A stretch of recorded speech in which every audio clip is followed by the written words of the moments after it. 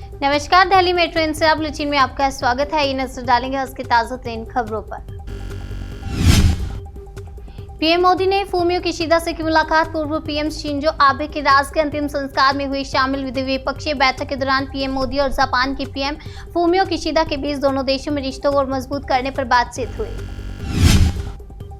America ने भारत पाकिस्तान को लेकर दिया बड़ा बयान। कहा, दोनों देश अलग अलग तरीके से हैं अमेरिका के साझेदार। अमेरिका ने भारत पाकिस्तान से अपने रिश्ते को लेकर बड़ी बात कही है। अमेरिका ने कहा कि दोनों देश अलग अलग तरीके से अमेरिका के साझेदार हैं।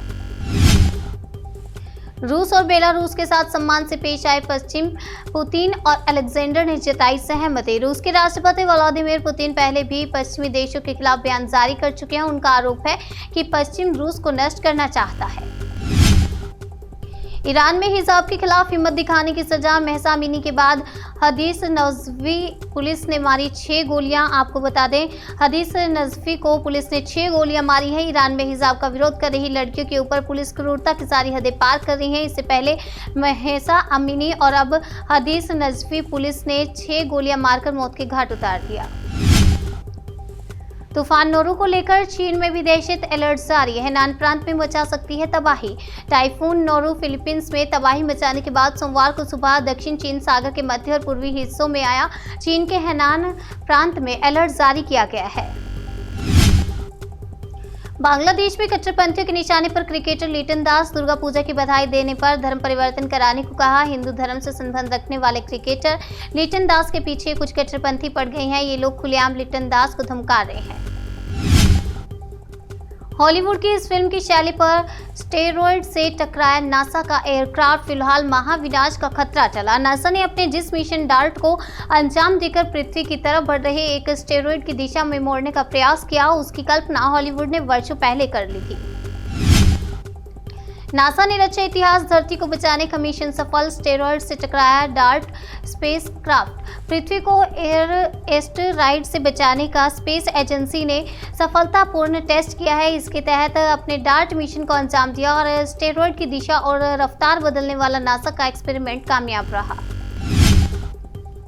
पीएफआई को लेकर मुख्तार अब्बास नकवी का बड़ा बयान। बताया, अलकायदा की परछाई और देश के दुश्मन। पीएफआई के ठिकानों पर यह छापेमारी दूसरे राउंड की बताई जा रही है। एनआईए को इससे पहले की छापेमारी में जो कुछ लीड मिली थी, उसी के आधार पर यह छापेमारी जारी है।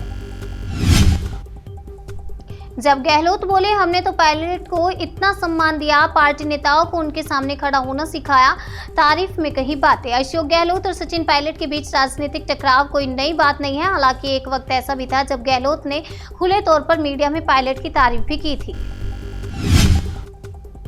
दिल्ली के शाहीन बाग रोहिणी में पीएफआई के कई ठिकानों पर छापा। 30 लोग हिरासत में। दिल्ली के शाहीन बाग रोहिणी और निजामुद्दीन में पीएफआई के ठिकानों पर छापेमारी की गई है। इस कार्रवाई में 30 लोगों को हिरासत में लिया गया। गौतम अडानी की दौलत 6.9 अरब डॉलर घटी। अमीरों की लिस्ट में तीसरे स्थान पर फिसले। इंटरनेट कट होना जान के नुकसान से ज्यादा खतरनाक। अनुच्छेद 370 खात्मे को लेकर बोले एस जयशंकर। विदेश मंत्री एस जयशंकर ने कहा कि अगर आप लोगों को इंटरनेट कट करना मानव जीवन के नुकसान से ज्यादा खतरनाक लगता है तो इस पर क्या कहा जा सकता है। अंतर्राष्ट्रीय मंच पर भारत को मिला सम्मान। कोविड-19 टीकों की आपूर्ति के लिए भूटान और नेपाल ने भारत का जताया आभार। भूटान भी कोविड-19 के कुप्रभावों से बचा नहीं और न ही इससे कोई होने वाली मुसीबतों से अछूता रह पाया। यह कोई छोटा कदम नहीं है, क्योंकि यह भारत सहित मित्र देशों की हार्दिक सहानुभूति के कारण संभव हो पाया। राहुल गांधी ने केंद्र सरकार पर साधा निशाना। बोले, भारत जोड़ो यात्रा को तोड़ना चाहती है आरएसएस बीजेपी। कांग्रेस नेता राहुल गांधी ने बीजेपी शासित केंद्र सरकार पर निशाना साधते हुए कहा कि बीजेपी आरएसएस भारत जोड़ो यात्रा का बंटवारा चाहती है। आईएफ की नारी शक्ति। चीन से सटे बॉर्डर पर फाइटर जेट और चॉपर्स उड़ा रही महिला पायलट।